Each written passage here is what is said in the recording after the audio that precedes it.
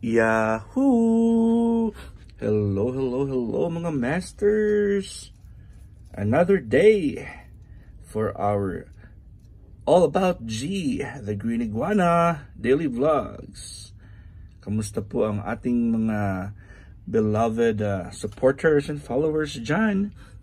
At syempre, maraming salamat po sa inyong pagsubaybay, sa inyong love and support sa ating G, the Green Iguana. At kasalukuyan po siyang kumakain ng kanyang breakfast at syempre ang kanyang mixture ng kanyang mga gulay at kanyang pellets. So may gana talaga ngayon si G at ang kanyang kwarto po ay napanatili po itong warm kahit malamig po sa labas. At ito po yung kanyang temperature po ditong lugar na to ay warm, at dito rin ay basa din yung kanyang turf. Syempre nag-spray na tayo kanina at warm din yung area na ito dahil po sa ilaw na nanggagaling po sa ating heat lamp. At syempre po kumakain po yung G natin, bagong prepare yung kanyang food, at ang kanyang tubig ay bago rin yan po. And ang kanyang tubig po sa ilalim, yung swimming pool niya, ay kakapalit din natin at medyo warm pa yan. Pero ayaw niyang maligo. Siguro kasi malamig. Pero warm water na yan. At hindi ko pa pinailaw yung LED lights niya. Alright, so kain-kain lang muna si G natin. At may gana po siyang kumain. Kaya pinapabayaan lang natin kumain si G. So, para mamaya po ay kahit maglaro-laro na lang si G ay okay na kasi nakakain na rin siya. Kamusta po ang lahat? At syempre maraming salamat po sa inyong pagsuporta. Walang kumpay na pagsuporta sa ating mga vlogs, sa daily vlogs po ng ating bidang-bidang si G, the Green Iguana. So, gustong-gusto nyo talaga yung gulay. Pero as much as possible, dahil winter time naman, ay nililimit lang natin yung food niya. Ayun, ubos na yung gulay niya. Yung natitira na lang is yung kanyang pellets. Pero mas prefer niya kasi yung gulay. Pero mas safe po yung pellets. Kasi ang gulay po, pag araw-araw mo siyang bigyan ng gulay, ay may chance na diarrhea po siya kasi green po yan.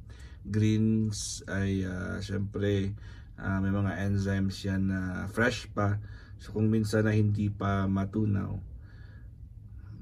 siguro at least 3 times a week ay maglalagay tayo ng gulay, or 4 times a week. Pero yung kanyang supposed to be yung kanyang main staple food ay yung kanyang pellets. Ang pellets na yan. Pero mukhang mas gusto niya yung gulay. So di ko na lang dinadami yung gulay. Okay lang na meron siyang gulay araw-araw, pero hindi ko lang dinadami. At the end of the day po ay maubos niya rin po ang pagkain. At yung kanyang pellets po, kung minsan po ay may natitirang tatlo o dalawa. So okay lang yan kasi nauubos siya naman sa hapon. So may gana talaga ang G natin ngayon. Maganda yung kanyang appetite sa pagkain. At syempre ngayon po ay medyo malamig na po sa labas. Hindi na po natin mabuksan yung pintuan kasi sayang yung heater sa loob ng bahay. So baka in a few days from now ay bibili na tayo ng bagong ilaw, yung yung UV light. So bibili na tayo finally ng UV light kasi hindi na tayo magbubukas ng kanyang pintuan kasi malamig na.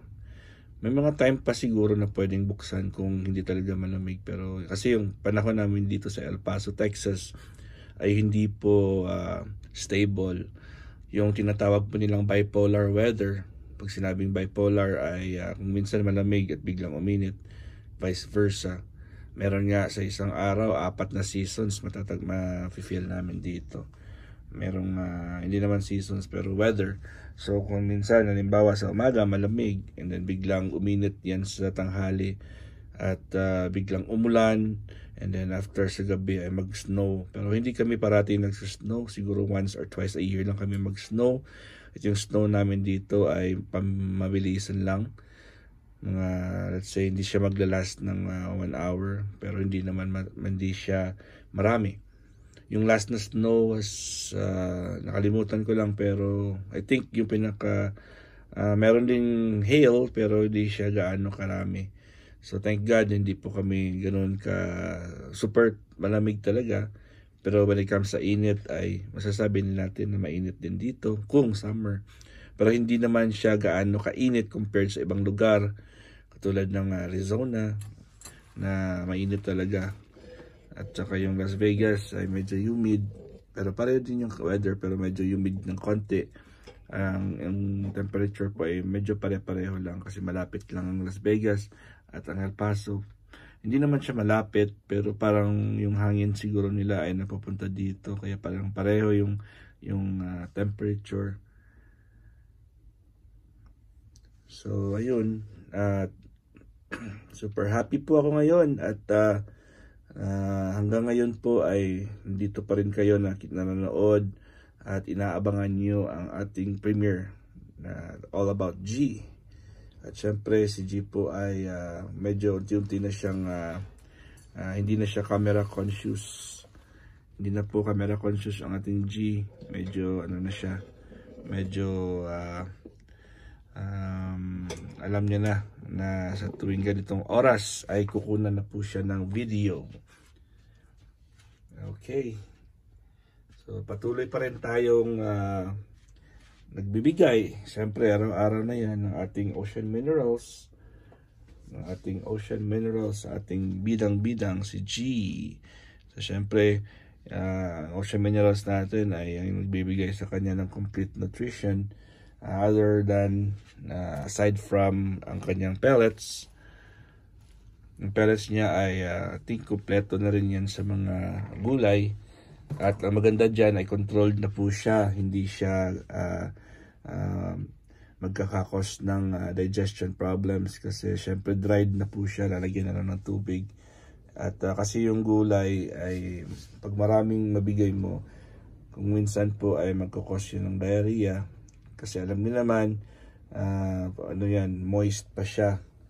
Kaya sa ibang mga reptiles at ibang mga pets ay mas prefer ng mga veterinarians na bigyan sila ng pellets kasi yung pellets po ay parang safe for digestion. At syempre, huwag naman nating i-overfeed ang ating alaga. Katulad nito, hindi naman siya overfed, pero syempre parang ano naman siya parang I think healthy, kung masabi nating healthy. Kasi makikita mo naman yan sa buntot ng inyong alaga. Ang bawang buntot nito ay medyo may katabaan. Ayun o, may katabaan yung buntot ni G natin. Ayun, so medyo masasabi nating healthy po yung ating alagang si G dahil po sa kanyang structure. At paano bang hindi maging healthy yan? Well provided na rin siya at kahit nasa bahay niya lang ay compared mo siguro sa ibang mga iguana na mga captured bred ay masasabi nating nasa disenteng tahanan po si G natin. At ayun, hindi na po siya nangaaway. Noon, nung pinakaunang kinuha po natin si G, tatandaan nyo pa kung ma-review nyo yung ating videos, ay nangahampas po talaga yan ng buntot. Nangahampas naman siya kung minsan. Kung halimbawa ay nagulat siya, naghampas naman talaga kasi nature talaga ng iguana yan. Hindi mo naman kontrolado yung isip ng mga reptiles kasi hindi sila tao. Tao nga kung minsan hindi natin kontrolado, hindi natin ma-expect kung ano yung mga behavior nila. Much more pa yung mga alaga natin.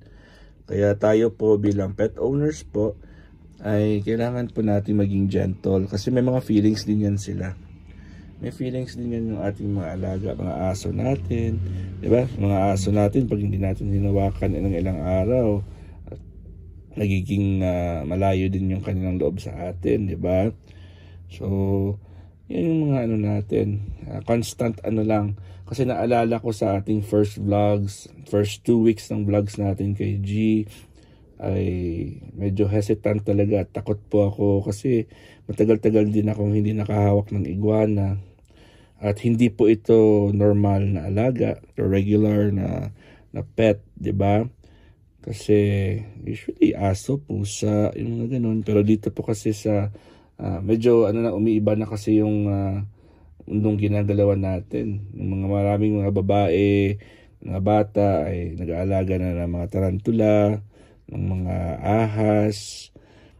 So marami na iba't ibang diverse na yung kanilang mga pets. Meron nga baboy. Marami, may kilala po akong alaga nila baboy na pinapahiga pa nila sa kama.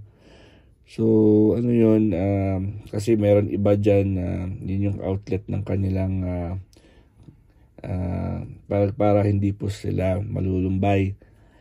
So, naghahanap po sila ng mga pets nila. At syempre, iba-iba naman yung ating mga concepts, iba-iba naman yung ating mga personal choices. So, yung iba ay they choose yung mga alagang weird or kung ano yung interest nila. So, hindi naman natin sila kontrolado. At ako rin, di ba? Hindi naman ako usually kung halimbawa ako, papiliin ako high maintenance o low maintenance. Sino ba naman ang pipili ng high maintenance? Pero ito hindi, para sa akin, hindi naman siya high maintenance eh. Kasi routine lang naman yung gagawin. Meron naman, pwede naman ako mag-alaga ng turtles, na green red ear slider na turtles or tortoise, yung mga land turtles na medyo lumalaki din yan at umaabot ng 120 to 200 years. Pero ang problema lang ay wala po kaming, ngayon so far, wala po kaming malaking lawn, backyard. Kasi yung mga ganyong mga tortoises ay kailangan talaga ilagay sa labas kasi mas gusto po nila yung natural na environment.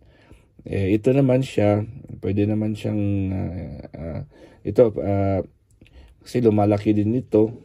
Hindi ko lang na-research talaga kung ilan yung years ang kanyang life expectancy niya.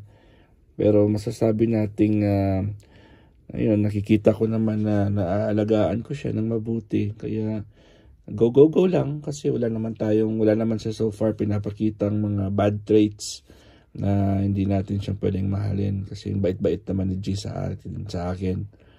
Ayun, tingnan mo siya oh. Parang pag hinihimas-himas mo, parang komportable pa siya. At relax po si G natin pag hinahawakan. Alam niya na po na hindi siya in danger pag ako nakahawak sa kanya. Kasi ako naman talaga nagpapakain at nag-aalaga sa kanya. So wala siyang alinlangan na i-allow po akong i-pet po siya. So syempre, at maraming salamat po ulit sa inyong love and support. At sana po ay hindi po kayo magsawa sa ating daily vlogs all about G. Dahil malaking tulong po ito sa aking WH. So, as much as possible, i-make sure ko lang po na mapiplay po ito around this time. So, Philippine time, around 3 o'clock to 6 o'clock pala ng umaga. Yung pagkagising nyo talaga, good vibes tayo talaga. Good vibes na lang tayo sa umaga. Hopefully po ay maging regular po ito. At pray natin na hindi din ako mapapagod, hindi din ako mababurn out.